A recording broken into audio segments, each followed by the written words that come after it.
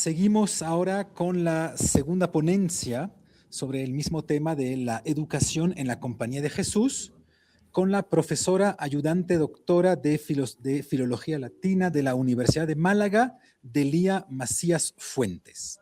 Entonces le dejo la palabra para que nos pueda hablar del teatro y pedagogía jesuítica en la obra de Juan de Sigorondo. Delía, muchísimas gracias por acompañarnos esta tarde. Te dejo la palabra para los próximos 30 minutos. Ante todo, quiero dar las gracias a los organizadores, al profesor José María Maestre y a la profesora Ruth Gordillo por la oportunidad de estar aquí. Y bueno, yo hoy quiero centrarme en la figura del humanista Juan de Sigorondo, que realizó su trayectoria fundamentalmente en la Ciudad de México. Y de su producción literaria me voy a centrar fundamentalmente en una obra, la tragedia intitulada Ocio, concretamente en los pasajes latinos que podemos encontrar en esta obra, y a través de algunos ejemplos vamos a estudiar cómo se consigue fundamentalmente esa finalidad pedagógica a través del uso de recursos tanto literarios como retóricos y estilísticos, y cómo consiguen conectar con su público, que fundamentalmente vamos a ver que son los estudiantes. Bien, creo que es necesario un breve contexto del momento y del autor. Estamos en concreto en el siglo XVI, en Nueva España, que es como se llamaba en ese momento a México. Y los jesuitas vamos a ver que llegan a México en 1572 e impresionaron a toda la Ciudad de México, tanto que 4 años más tarde, en 1578, vamos a ver que con grandes manifestaciones y representaciones de sus diversas instituciones van a celebrar la llegada de las reliquias de Roma. En concreto, vemos la representación de esta tragedia intitulada Triunfo de los Santos, que se representa en esta ocasión y que constituye uno de los testimonios más importantes del teatro jesuita novohispano. La consolidación de los jesuitas en el territorio mexicano se consolida a partir de 1596, cuando los jesuitas asumen la enseñanza de gramática y de retórica en la Universidad de México, ante la debilidad de estas materias en dicha institución. En el teatro escolar novohispano vamos a encontrar que cultiva una amplia variedad de géneros, como pueden ser tragedias, comedias, églogas, diálogos, coloquios, entre muchos otros. Va a destacar sobre todo la proporción que encontramos de égloga, especialmente en las obras de Llanos, que son exclusivamente latinas, y en las de Sigorondo, que las vamos a encontrar bilingües. Entre los factores diferenciales de este teatro novohispano destaca la incorporación de elementos culturales prehispánicos. En las églogas de Llanos y de Sigorondo vamos a ver cómo se mezclan la flora y la fauna americana con tópicos habituales del género bucólico europeo. La pedagogía de la imagen tuvo en la Nueva España un desarrollo además particularmente intenso. Las circunstancias de la evangelización llegaron a una utilización intensa de la imagen, inicialmente por la falta de dominio de las lenguas indígenas, y esta práctica, heredada del teatro misionero, vamos a ver cómo se traslada al teatro escolar, como puede observarse también en la tragedia intitulada Ocio, la que hoy les traigo en esta ponencia, donde se van a aprovechar y a comentar las pinturas de San Jerónimo. Bien, haciendo un breve recorrido por la trayectoria vital y literaria de Juan de Sigorondo, no son muchos los datos que tenemos, pero aquí les pongo los que son más certeros. Juan de Sigorondo nació en Cádiz en 1560 y fallece en Nueva España en 1611. Lo lleva consigo a Nueva España su padre, con 8 años de edad. Su padre era contador real y había sido comisionado para investigar los asuntos relacionados con Martín Cortés y su revuelta. Desconocemos dónde se pudo educar Sigorondo, sin embargo, sabemos que tiene una esmerada educación en todo el ámbito de humanidades, como nos demuestra en toda su producción literaria. Es posible que Sigorondo estudiara en la Universidad de México, que monopoliza la enseñanza de gramática y latinidad desde 1572, y pudo también cursar Humanidades y Retórica en el Colegio Máximo de San Pedro y San Pablo, inaugurado en 1574. Juan de Sigorondo tenía ya 13 o 14 años cuando los jesuitas empiezan su actividad docente en la capital de Nueva España. Sabemos también que acabó sus estudios en el curso 1584-1585 y a fines de 1585 enseñaba gramática y retórica en Puebla. Este es precisamente el curso en el que se compone y representa la tragedia intitulada Ocio. Dentro de su producción literaria, que vemos que es muy extensa y variada, destacan la obra que hoy les traigo en esta ponencia, la comedia La gloriosa Magdalena, Las églogas del engaño, entre muchas otras. Pues bien, centrándonos ya en la obra que nos interesa, conocemos con certeza la fecha en la que se representó. Fue el 29 de septiembre de 1586 en Puebla de Los Ángeles, en México, concretamente en el Colegio de San Jerónimo. Esta obra está compuesta por un total de 2.563 versos, de los cuales solamente 347 son latinos, lo que supone un 13,5% del total. Y son en estos versos en los que me voy a centrar, como adelantaba al principio, para estudiar estos recursos estilísticos y retóricos que emplea al servicio de la finalidad pedagógica que tiene esta obra jesuítica. Esta obra ya ha sido ampliamente estudiada, editada y traducida por los profesores Alonso Asenjo y Manuel Molina.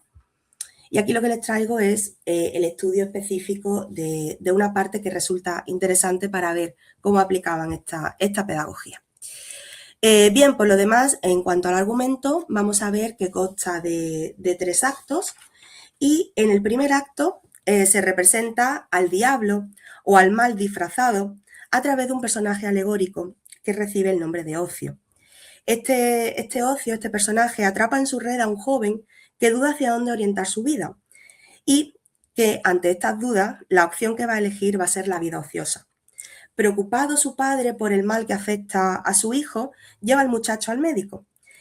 Este médico vamos a encontrar que es otra alegoría, en concreto de estudio. Este estudio le receta el remedio más apropiado para el mal que le afecta. Esta primera parte establece el conflicto fundamental de la obra mediante la presentación de las opciones que enfrenta el joven protagonista. En el segundo acto, un criado que debe sacar el remedio de una farmacia es capturado por Ocio y adormecido por él. Le cambia la receta y lo dirige a una farmacia que no es la autorizada, con lo cual al final termina cogiendo una falsa medicina que agravará el estado del joven. Este episodio introduce elementos de comicidad y enredo que aligeran la tensión dramática mientras refuerzan la caracterización de Ocio como personaje astuto y engañador. Estudio cae en la cuenta de lo que está haciendo Ocio, que ha engañado al joven y es ayudado en ese momento por estudiantes para apresar a este personaje. Ante el estudiante ocioso, lo despojan de su engañoso disfraz y hacen ver cuál es la verdadera cara que tiene Ocio. El estudiante rechaza a ese monstruo arrepintiéndose del camino que había elegido. Antes de someter al Ocio criminal a juicio ante el Tribunal de Honor, unos muchachos se ríen de él y vamos a ver cómo le hacen una serie de burlas. Es una escena cómico-burlesca típica del teatro escolar que permite, por lo tanto, la participación activa de todos los estudiantes. Por último, en el tercer acto se arrastra a Ocio ante el Tribunal de Honor.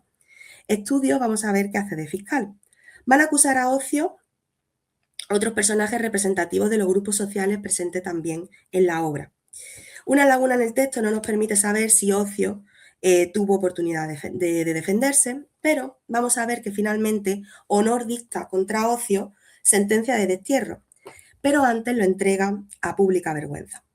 Finalmente, el joven, enfermo, despegado de Ocio, elige tomar partido por Honor, bajo la guía y tutela de Estudio. Estudio y Honor, siempre amigos y aliados, muestran al dispuesto joven a San Jerónimo como dechado de conducta y ejemplo a seguir por el resto de estudiantes.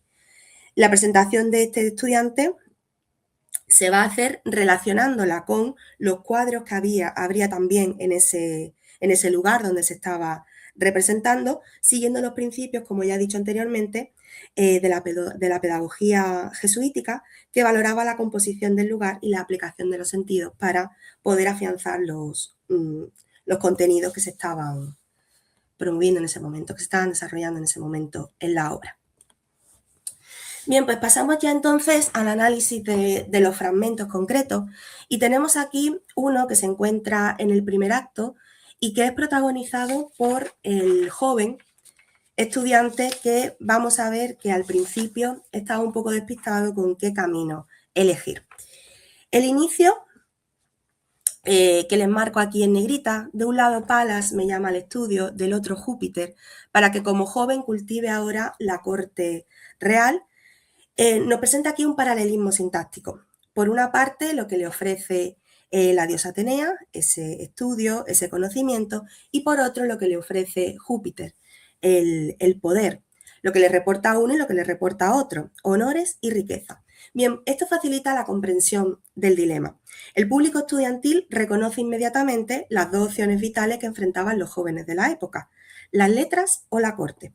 Cigoronto no presenta una opción como claramente superior a la otra en este momento inicial y ambas tienen atractivos que pueden resultar a los jóvenes legítimos.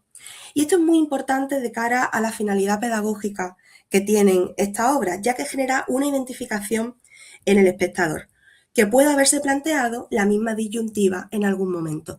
Y esto es algo que se encuentra en todas las obras de corte jesuítico y que saben estos profesores el valor que tiene conectar precisamente con esos alumnos para poderles transmitir los conocimientos, la enseñanza que desean a través de las obras.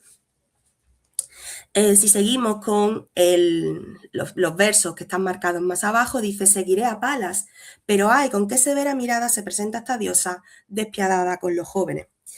Este pasaje, desde el punto de vista pedagógico, lo podemos destacar como que permite el desahogo del alumno ante digamos, el desafío, el reto que supondría enfrentarse al estudio de las letras. Muy relacionado con esto están los versos que siguen, con ese desahogo, con ese espacio que sí hay para que el alumno pueda expresar lo que le preocupa, los inconvenientes que ve en el estudio. Por lo tanto, aquí vemos que Cigoronda permite que el personaje verbalice las quejas reales de los estudiantes, como pueden ser el miedo al maestro ante el dístico que le pide, lo que tienen ahí marcado en negrita, también si no recita la lección de memoria o si se retrasa o pronuncia mal o dice menos palabras. Y también es de destacar el políptoton final que aparece entre ese rigidus rígida, el rígido maestro, que amenaza con rígidos azotes. Bien, aquí ¿qué vemos? Vemos que este recurso o el uso de esta herramienta tiene o obtiene el reconocimiento por parte de los estudiantes, que son espectadores y que se ven reflejados en estas palabras. Sienten que este joven que se encuentra perdido comprende y entiende bien sus dificultades. También aquí Cigorondo nos presenta una especie de trampa que podríamos poner entre comillas, ya que al hacer estas quejas, el personaje, en realidad vamos a ver cómo acaba seducido por el ocio diabólico. Y Cigorondo, vamos a ver cómo estas cosas de las que se queja el estudiante las descalifica sutilmente. El espectador que se identifica con ellas va a descubrir después que en realidad están inspiradas por el enemigo, que como les digo es este ocio. En el siguiente fragmento lo que vamos a encontrar es un contraste entre lo que opina el joven estudiante de manera individual y cómo se ve reflejado ese contraste con los otros. Fundamentalmente, esa queja o esa expresión de lo que opina él individualmente y de lo que opinan los demás lo podemos ver en este pasaje que les marco en negrita. Dice: yo me veo obligado a soltar mis miembros del descanso. Esto es lo que le preocupa, o sea, esto es lo que le reporta el dedicarse al estudio de las letras. Y vestido, dedicarme a las letras. Pero otros, a quienes favorece una suerte más justa, libres de preocupaciones, ese tiempo óptimo lo pasan dormidos hasta muy avanzada la mañana. Bien, el contraste entre el estudiante madrugador y los otros, que duermen hasta tarde, apela en realidad a un sentimiento universal de la injusticia que percibe. El joven siente que su suerte es peor que la de quienes no estudian. Y este pasaje tiene también una función pedagógica sutil. Presenta como atractiva la vida ociosa, con ese tiempo óptimo o libre de preocupaciones, pero el desarrollo posterior de la obra, de nuevo, va a revelar que esta percepción es errónea. Los espectadores que compartan este sentimiento aprenderán, junto con el personaje, que la aparente felicidad de los ociosos es en realidad una trampa. Después vamos a ver que empieza a hacerse una serie de preguntas retóricas que lo que vienen a cuestionarse es qué objetivo o qué bien se podría sacar del estudio de las letras. Y él termina concluyendo, nada me place, Palas. Por tanto, renuncio a las letras inútiles y caras. La naturaleza instruida mediocremente basta. No hace falta filosofía.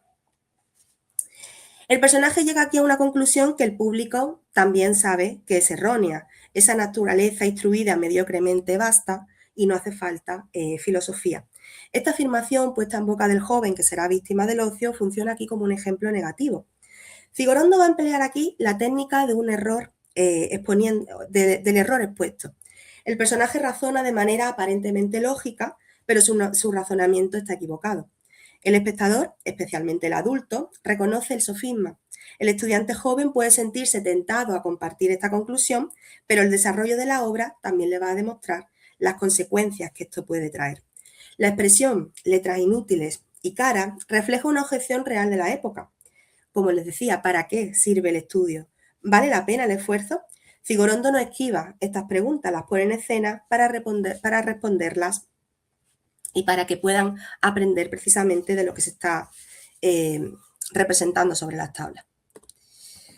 En el siguiente fragmento vamos a ver cómo ya el joven estudiante es atrapado por completo por las redes de ocio.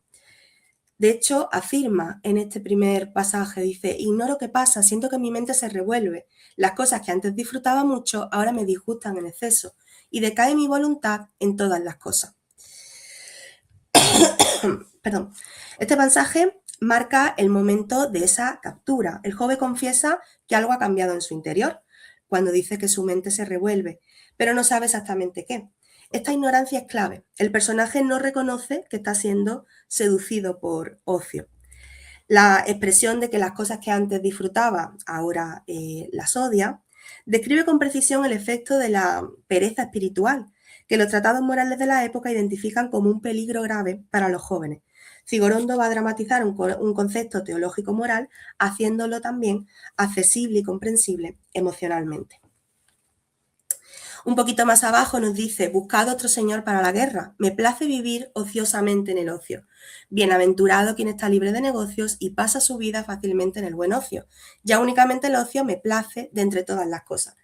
Ya vamos a ver cómo está completamente atrapado por el ocio y aquí lo que nos dice es, o lo que nos está presentando Cigorondo en este monólogo es una parodia de la bienaventuranza. La fórmula bienaventurado quién es extraída del Épodo II de Horacio, el famoso Beatus Ille, pero Cigorondo vamos a ver que lo pervierte. En Horacio el bienaventurado es quien vive alejado de los negocios para cultivar su campo. Aquí el joven celebra el ocio absoluto. La repetición obsesiva del término ocio en la última línea, ociosamente, ocio, tiene un efecto casi hipnótico que representa la seducción completa del personaje. El espectador asiste a la consumación de la caída antes de que aparezca el personaje alegórico del ocio. Y bien, estaríamos ya de lleno en el segundo acto y aquí lo que vamos a ver es una antítesis total entre la caracterización que se hace de la alegoría de estudio, del personaje de estudio, y propiamente la de ocio. Aquí el ocio se describe a sí mismo como que él desea el bien de la ciudad y nos recuerda cosas que ya había hecho antiguamente por otras grandes ciudades. Nos recuerda en estas preguntas retóricas, dice, ¿quién ennobleció a Grecia con las primeras letras? ¿Quién elevó a la dignidad más alta a Atenas, en otro tiempo mi feliz morada? ¿Quién hizo admirable en todo el orbe a Hesperia, sino los largos trabajos laboriosos del estudio? De aquello debe atribuirse a mí sola la gloria. Estoy leyendo únicamente lo que está marcado en negrita. Él se presenta como un agente histórico de la civilización. La estrategia argumentativa es clara. El estudio no habla de sí mismo en abstracto, sino que enumera sus logros concretos. Aquí lo podemos ver en esos ejemplos que nos pone de Grecia, de Atenas, de Hesperia, estos lugares que ya había civilizado. Lo que está utilizando aquí Cigorondo es el principio de autoritas. Los estudiantes que conocen la historia clásica reconocen que efectivamente las letras y el estudio fueron la base de la grandeza grecolatina. El estudio no pide que le crean, sino que nos da evidencias conocidas. Además, estos términos que utiliza es una vinculación directa con el currículo. Las referencias a Grecia, a Atenas y a Roma remiten directamente a los contenidos que los estudiantes aprendían en clase. El teatro refuerza el valor de lo que estudian cotidianamente. Bien, pues frente a esta caracterización que vemos de estudio, también en boca de este personaje vamos a ver cómo se caracteriza a Ocio. Se le define como un viejo inicuo que se llama Ocio. Guardaos de él, pues dan una copa dulce un veneno infernal totalmente miserable. Y nos dice más abajo, tiene una falsa imagen y presenta una apariencia de bien. El estudio va a describir al ocio mediante una acumulación de rasgos que combinan, como podemos ver, la tradición clásica con la cristiana. Aquí la tradición clásica la podemos ver claramente en la referencia que hace a Proteo. Esta hibridación cultural es característica también de la pedagogía jesuita. El alumno formado en los clásicos va a reconocer a Proteo. El alumno también formado en doctrina cristiana reconoce al tentador diabólico. Ambas tradiciones vemos cómo convergen para caracterizar a un mismo enemigo. Si nos detenemos en el guardaos a él, vemos cómo hay aquí una advertencia o un consejo moral directo. El estudio habla a dos personajes que están también en escena, que son dos estudiantes, Teodoro y Posidonio, pero también se va a referir al público estudiantil que hay en la sala. Es destacable también la metáfora que hace aquí de la copa dulce con veneno, que resulta particularmente eficaz. Representa el placer inmediato que oculta en realidad un daño futuro. En esta conversación que mantiene con los dos estudiantes que hay también en escena, en este pasaje se va a referir directamente estudio a otros conceptos que vamos a ver que son básicos y que son también alegorías. En concreto, a honor y a trabajo y la vinculación que tienen con él. Por lo tanto, aquí el estudio lo que nos ofrece es un remedio concreto para poder evitar las malas artes del ocio. En concreto, el trabajo. La estructura alegórica se completa con esta red de alianzas. Si combinamos el estudio, el trabajo y el honor, estaríamos en el camino correcto. El ocio, por lo tanto, por contraposición, resultaría la elección incorrecta. Esta antítesis se ve también reforzada por una línea, bueno, no la he puesto en negrita, pero la marco aquí, la de profundas tinieblas y claras luces. Esa antítesis refuerza, como les digo, la oposición moral con una imaginaria tradicional. También tenemos después, más abajo, el imperativo buscad y amad, un poquito aquí, un poquito más abajo. El trabajo, que es una exhortación directa que trasciende la ficción dramática para dirigirse directamente al público, rompiendo la cuarta pared constantemente, como ya hemos visto en el resto de pasajes. Hay que destacar que el remedio que nos da no es pasivo, esperar simplemente a que el mal desaparezca, sino que es activo y que requiere que el individuo, en este caso los estudiantes, participen de manera directa en esta acción. Por lo tanto, lo que está invitando con esto es al estudiante a que participen en su propio aprendizaje y en la propia elección del camino y que se tiene que construir. Finalmente, en el siguiente fragmento que les traigo, lo que vemos es ya el arrepentimiento de ese joven estudiante. Cierra esta intervención diciendo: Padre Estudio, me arrepiento de haber delinquido, me equivoqué, fui necio, reconozco mi error y suplicante pido perdón por tan gran culpa.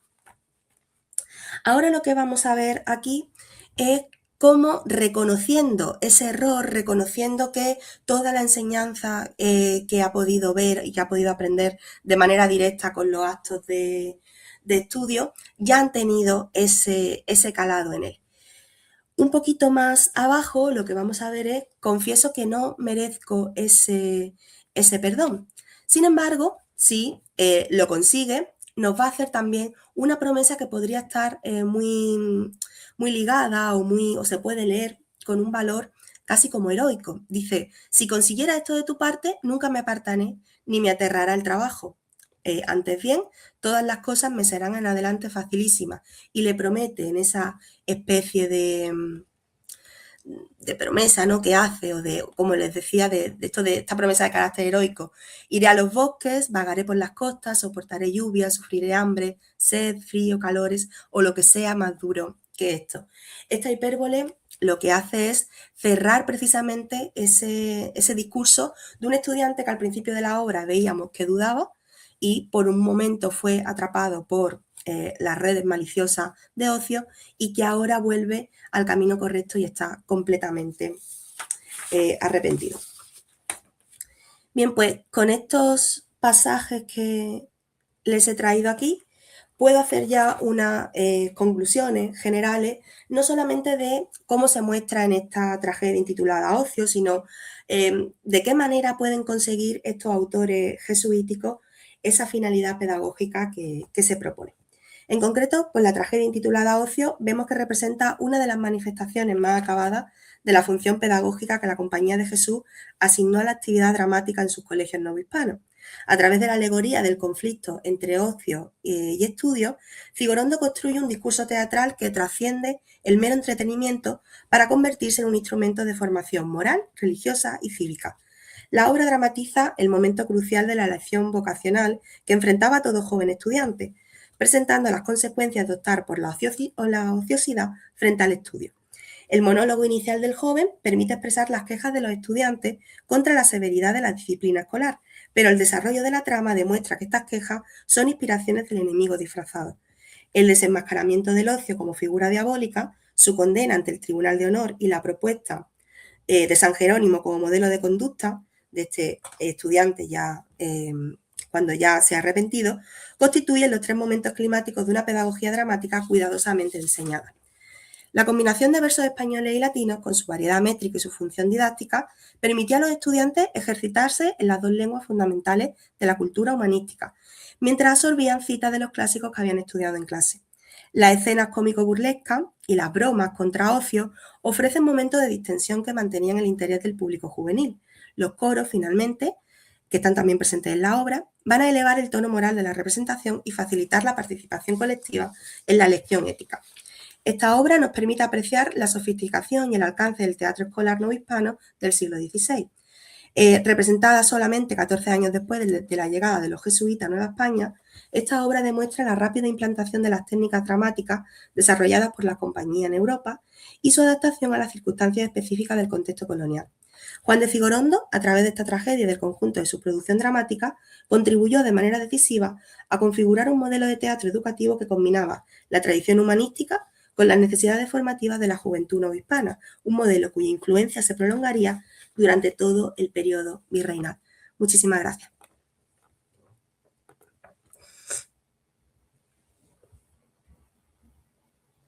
Antes de darle la palabra a nuestra última ponente de esta mañana, Ana María Sánchez, quisiera darle la palabra al profesor Maestre, que quisiera decirle algunas palabras.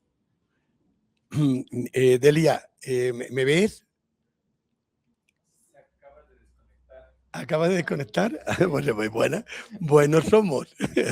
Bueno, aunque desconectada o no, te envío un fuerte abrazo y te felicito por esa estupenda conferencia sobre el estudiante ocioso, que hoy necesitaríamos pues que esto se conociera bien, literalmente. Bueno, muchísimas gracias, Delia.